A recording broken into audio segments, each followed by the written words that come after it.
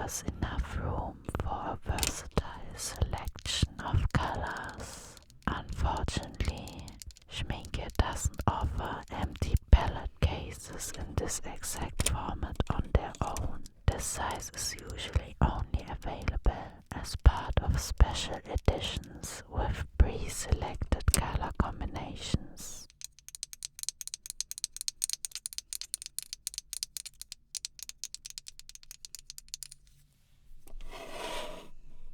While choosing the color, I'm paying attention to color harmony, pigments, and most importantly, my personal taste.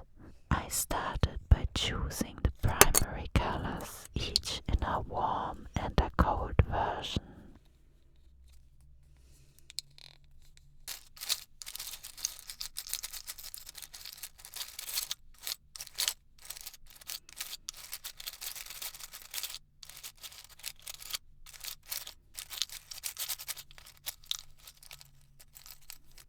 It was very important to me that each color contains as few pigments as possible. The more pigments that are mixed together, the muddier the final result can become.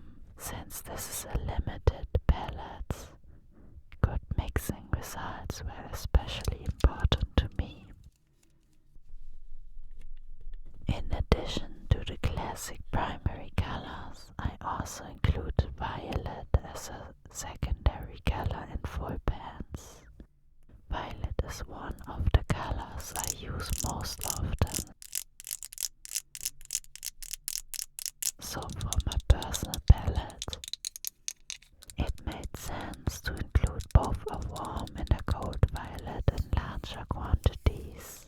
Schminke doesn't offer a very wide range of violet shades. All of the paints in the palette are watercolors by Schminke. I've added the color names, numbers, and pigment information directly in the video. For my selection process, I combined Schminke's dot card with online pigment information. There are also some very helpful YouTube videos that can help with choosing your own colors. Watercolor paints in tubes are often more affordable, which is why I filled some of the pans myself.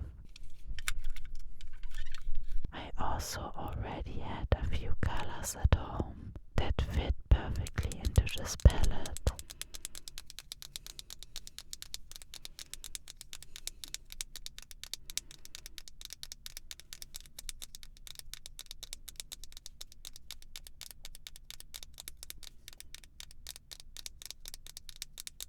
I wanted this palette to be as versatile as possible. Of course, you can create almost everything using only the primary colors. But sometimes you don't want to mix, you just want your most used colors ready to go.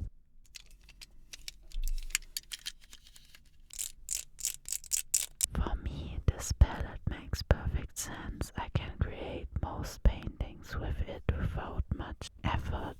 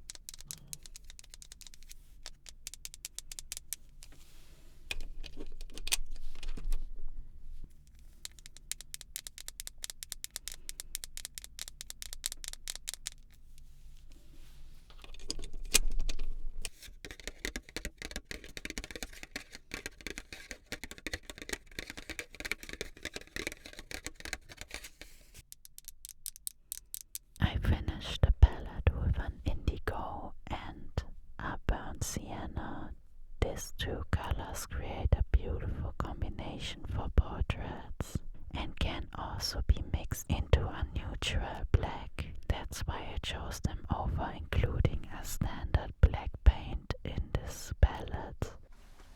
I often feel overwhelmed by very large color selections, so this palette feels like a good compromise between minimalism and comfort. Since watercolor paints usually look much darker in the pan than they actually are, I finished everything by creating a swatch card. The swatching process is always incredibly relaxing to me. Whether I'm doing it myself or simply watching someone else do it, I sometimes wonder why that is.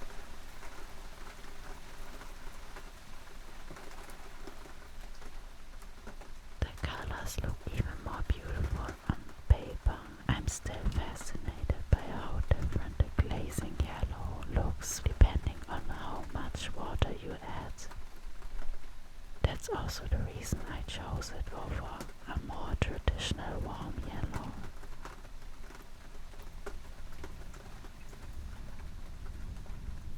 The granulation of the cool violet is absolutely stunning. In general, I find granulating colors incredibly fascinating, even though I still find it challenging to integrate them naturally into my paintings. Watercolor painting requires a lot of patience, which I often don't have, but I also hope that it can slowly teach me more patience in everyday life. Creating a new painting can come with a lot of pressure, and in that context the pauses between layers feel more like a blessing than a curse. A perfect moment to slowly prepare a hot drink, for example.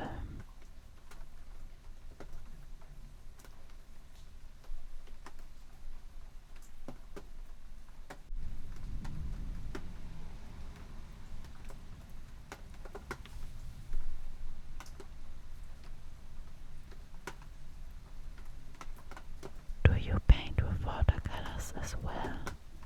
How do you deal with drying times? And most importantly, what are your favorite colors or the ones you use the most?